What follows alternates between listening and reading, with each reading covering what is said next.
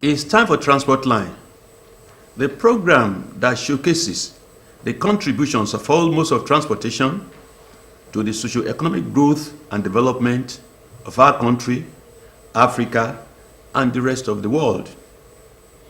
Transport Line is being beamed to you from the Center of Excellence, the state of aquatic splendor, and Africa's second largest economy, Lagos. I am Shina Ilegbede. Glad to know that you are keeping us company. The service tenure extension of the Controller General of Customs, Bashir Adewale Adeniyi, has continued to generate excitement among stakeholders in the maritime sector, especially freight forwarders and shippers. Today, we seek the opportunity to take a cursory look of the achievement of Bashir Adewale Adeniyi since President Bola Ahmed Tinubu appointed him at the CGC of the Nigerian Customs Services. I have with me on set the President of African Association of Professional Freight Forwarders and Logistics of Nigeria to more or less take a cursory look of what the CGC has achieved and the challenges ahead. My guest is Chief Frank Ogunjemite, and is already seated. Frank, welcome to the program. Yeah, good afternoon. Thanks for having me.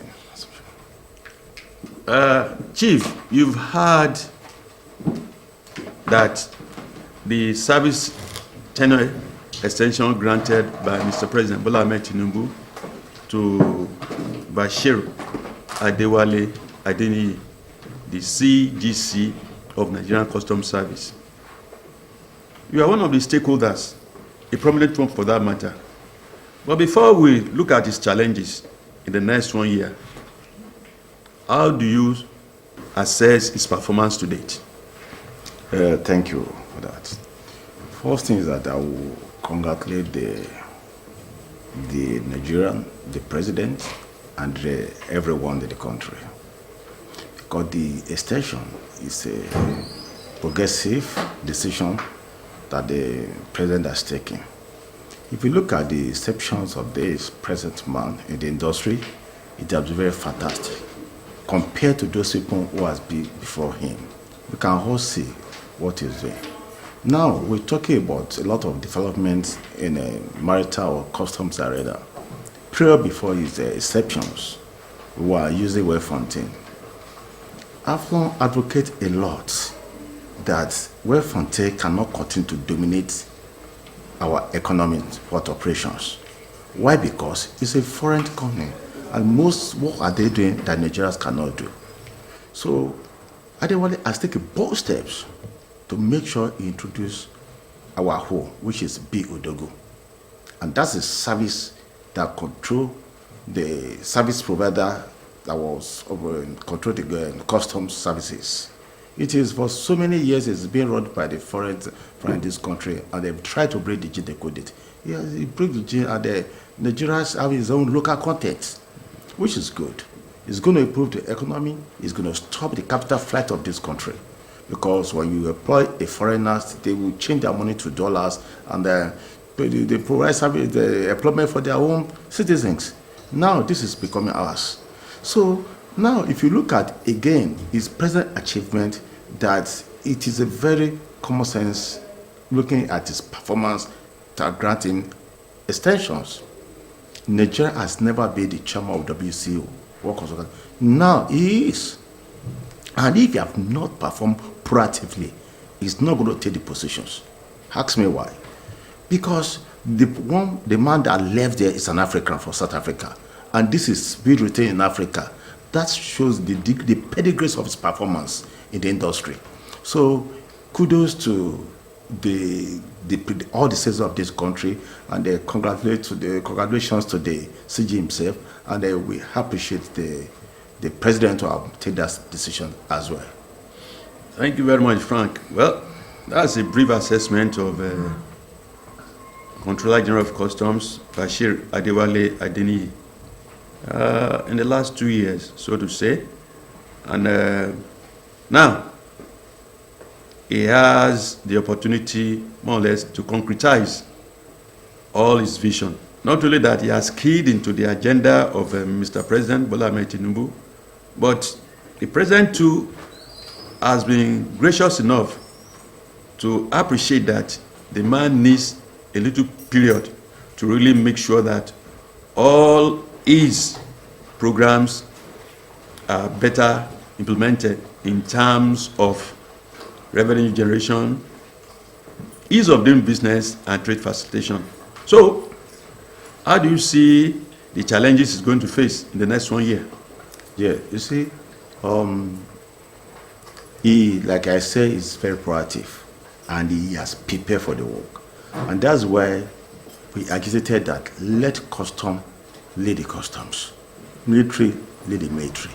He knows these jobs, and he has opened his door to stakeholders for corrections, for advice and criticism.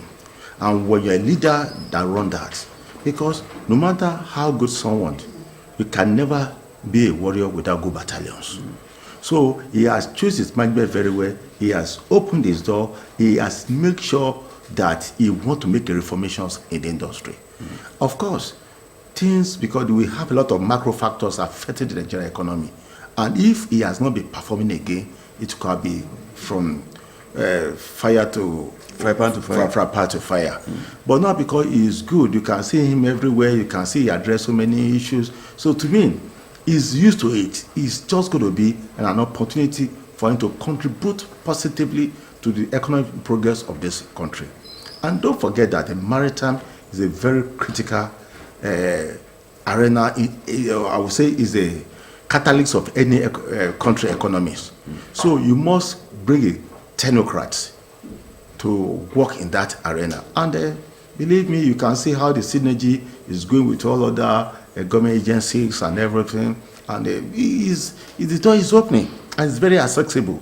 So if that shows is ready for the work, and I believe no matter what he has established, by that time we'll get over so many things.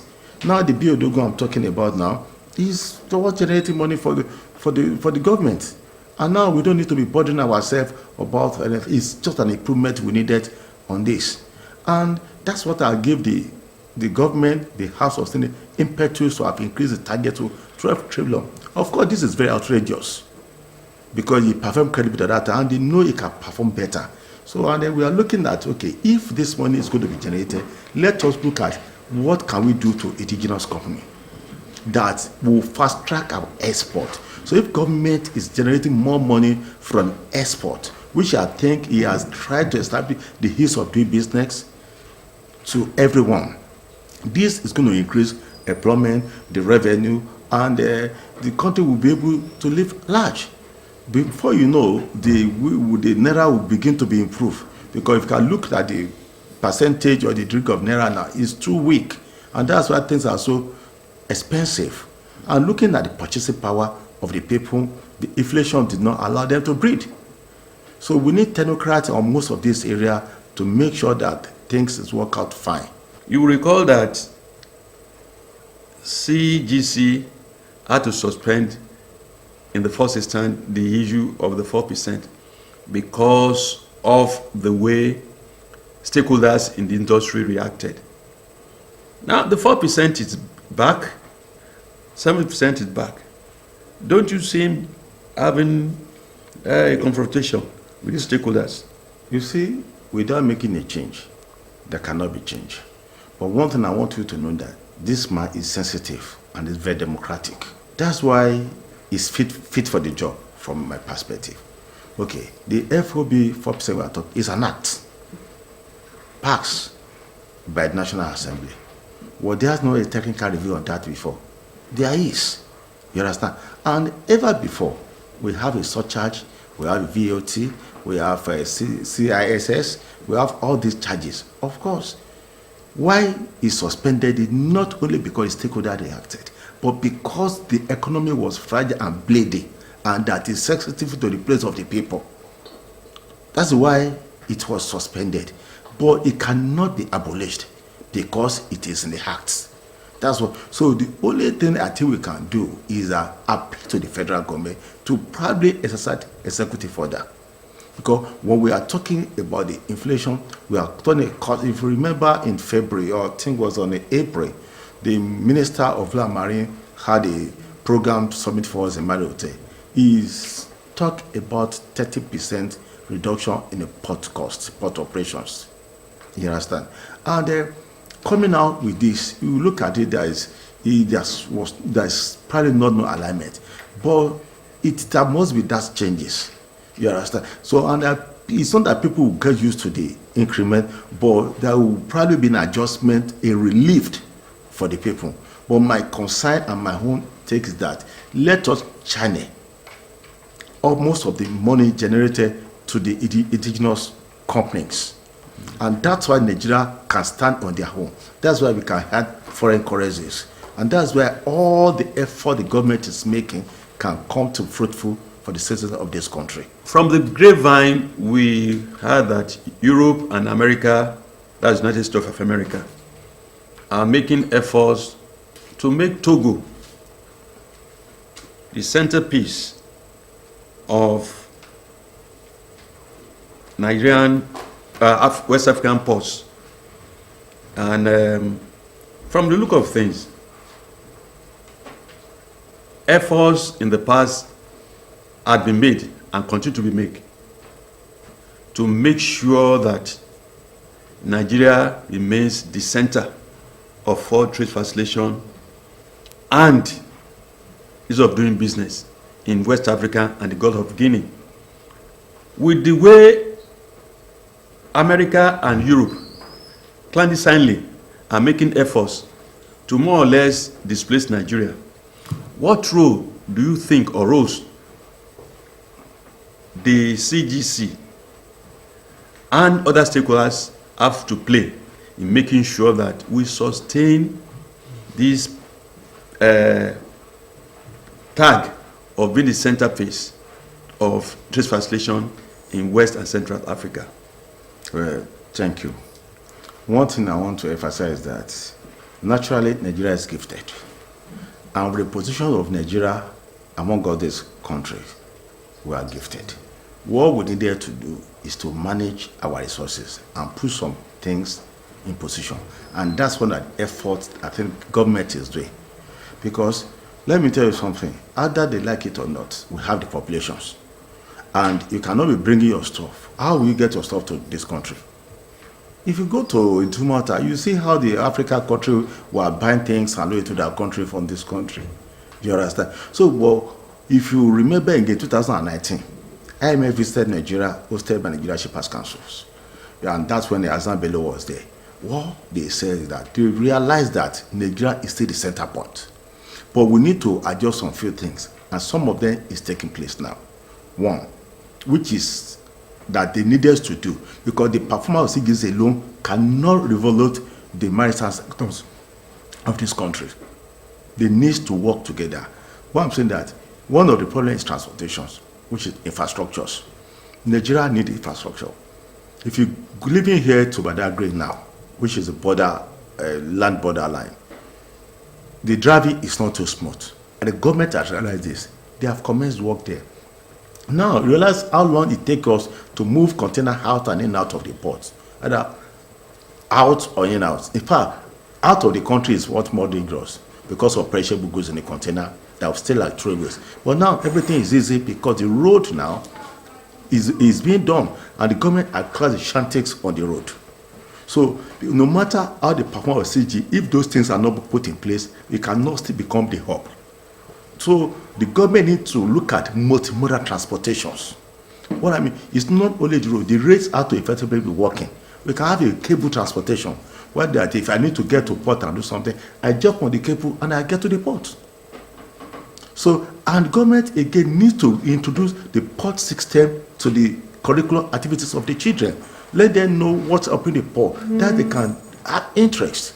For instance, as a freight forwarder, I did not learn this from school, but the basic education I've got has led me to this, and that is the evolution of Council for Regulation of Freight Forwarding, CRFFN. So we need to put a lot of things together to maintain Nigeria to become hub. Then you talk about security. CGC will not go after this security as well. It only do something that limited to the heart of where it's operating as a Nigeria Customs S-man. So all other apparatus need to put together the infrastructure, the banking system again. When you're talking about being a hub, you pay a duty, it doesn't get there in the next 22 days. Or sometimes the bank service will go for weeks that we have to protect. Sometimes they go. At the end of the day, you are paying rent to the concess shipping and terminal operators. CGs cannot do that. So all of them have to work together, and that's what I realized. The minister said that national single window must be in operations. That everybody has to work in harmony. That's harmonize all of them. So the government has things to do, they have jobs to do before they can make the job of CG easier for him. Otherwise, there will be rivalry and fusions of a role. Yes, you've more or less indirectly looked at the supporting roles of other agencies in the maritime sector. But the CG see himself as the leadership of Nigerian Customs Services, talking about container examination, talking about scanners, yes, talking about video checkpoints, containers being cleared inside the ports, and outside you have containers being impounded. Has all this been a history? You see, this is the compliance between us, the importer, the freight forwarder, and the customs itself. Mostly when container being impounded, there can be intelligent report on it, which they have to impart. And when there's intelligent, it could be statistically reported. That's not all. But sometimes those who are not part of the report could be as well, to make sure that they do holistic report on this. That's one thing I want you to know. Then, issue of scanner. What they needed to do, there's a scanner already. What they need to do is to invest more on the scanner and train people on the use of the scanner. This has been sorted out before it came in, and I think these things are working. So that's why we're talking about training. That's why we're talking about other things that evolve. And if you be stop on the road, which I don't think there's nothing wrong for you to even stop on the road, because technologically, Nigeria too have to continue to improve. And even in abroad, they do physical search examinations as well. Complete 100%. Yes. When it's situation demands. Well, that's the situation demand. So it crimes all over the world, but we have to continue gradually to improve the master system. And however, he is doing his best to make sure, because I tell you, I can't tell you how many times this man will be in the PTM and Papa have a meeting with us. We have never enjoyed this. We look at CG to has gone as a ghost, because you cannot even identify themselves. But look at this man, he's on ground. He's very accessible. He wants to make sure he creates a legacy that will last forever. Thank you very much, Mr. Frank Ugujemite. Thank you for having me. For giving us your own assessment of the CGC, Bashir Adewale Adeniyi, and the challenge is going to face in the next 1 year, and more or less the way forward. We hope and pray that all these stakeholders in the maritime sector will continue to extend hands of fellowship to him, so that Nigeria will continue to move forward. Again, thank you very much for coming to the program. Thank you. I'll be here again. Before we round up, we look into the realm of transport line news tidbit. Today, we're going to bring you a report of I call it misunderstanding among some freight forwarders. Nagav on one side, and on the other side is Ankla being led by others. Focal point of disagreement, whether you like it or not, is the Council for Regulation of Freight Forwarders in Nigeria. The Nagav president called a press conference, and Transport Line was there. Here is the brief report on it.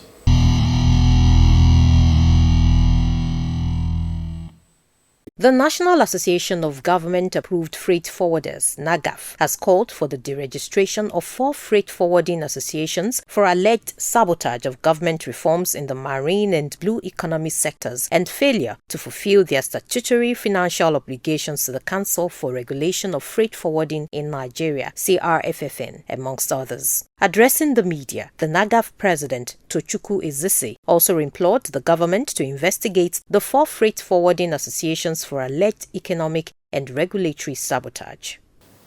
Despite these distractions, NAGAF remains proud of the performance of the current registrar, Mr. Kingsley Igwe. In under a year, he has shown exceptional leadership, including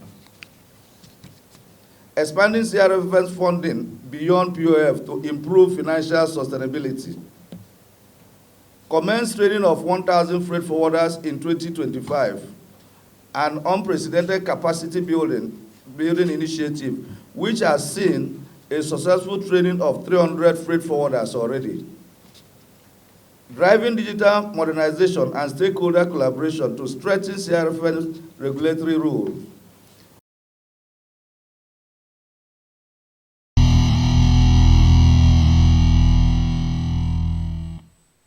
You're welcome back. I want to thank you for being part of the program. But before we draw the curtain, please continue to be your brother's keeper. Be compassionate. Continue to lend a helping hand to those who are around you, your families, your friends, and even those who don't even know. If they come to you for assistance, gladly oblige. And if you can't, your response should be humane, so that they too will feel belong. Well, compassion is the key word. Till next time, bye-bye for now.